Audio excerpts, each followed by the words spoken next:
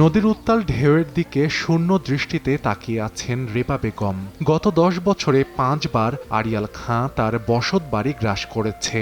মাথা গোঁজার শেষ সম্বলটুকু বাঁচাতে রোববার রাতেও সরাতে হয়েছে নিজের ঘরটি। অন্যের জমিতে মালামাল ফেলে রেখে দিশে হারা তিনি। পিছনে নদী, সামনে নদী।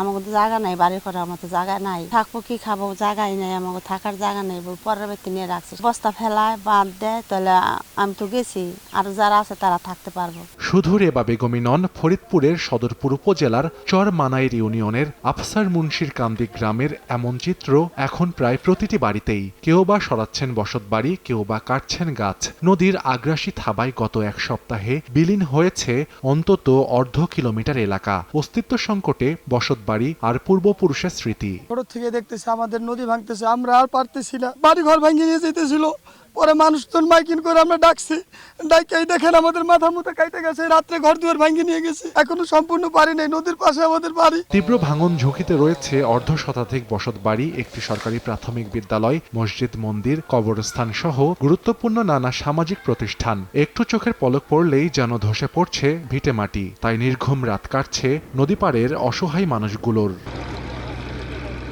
সোমবার দুপুরে বসতভিটা রক্ষা ও ভাঙন রোধে দ্রুত স্থায়ী বাঁধ নির্মাণের দাবিতে মানববন্ধন করেছে নদীপাড়ের বাসিন্দা ও শিক্ষার্থীরা। স্থায়ী বাঁধ নির্মাণের দাবি জনপ্রতিনিধিরও। বসবাস করার জন্য যতটুকু জায়গা তাদের আছে, সেই জায়গাটুকু যদি এখন নদীগর্ভে বিলীন হয়ে যায়, তাহলে মানুষের বসবাসের কোনো উপযুক্ত কোনো জায়গা থাকবে না। স্কুলটি যদি না থাকে তাহলে আমাদের ঠিকভাবে বিদ্যা দান করতে অনেক অসুবিধা হবে। আমাদের স্কুলটা যেন না ভাঙে, আর আমরা স্কুলের অনেক ছিটি জমে আছে, আর ভাঙলে আমরা একসাথে আর হতে পারবো না। বাদ করলে স্কুলটা বাঁচবে এবং আমরা সবাই ভালোভাবে পড়াশোনা করতে পারবো। 5-6 বার নদী ভাঙা হয়েছে, এবারও ভাঙতেছে। এবার আমাদের জায়গা কোনো জায়গায় যাওয়ার জায়গা নাই।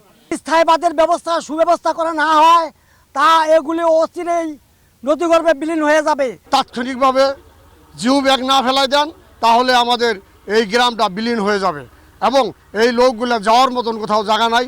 তারা এই নদীর বাড়ি শেষ নিঃশ্বাস ত্যাগ করবে। আড়িয়াল খাঁ নদের ডান ও বাম তীর সংরক্ষণ বাঁধ নির্মাণে সমীক্ষা সম্পন্ন হয়েছে। অনুমতি পেলে দ্রুত ব্যবস্থা নেওয়া হবে। ভাঙন প্রবণ অংশগুলোকে অ্যাড্রেস করে আমাদের ঊর্ধ্বতন কর্তৃপক্ষকে জানিয়েছি। স্যাররা এই বিষয়ে অবগত।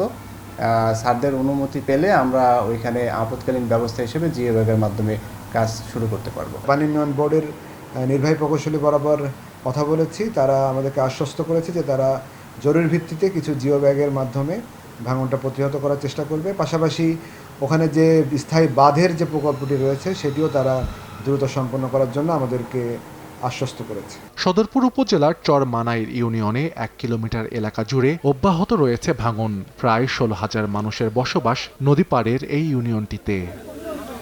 সময় সংবাদ, ফরিদপুর।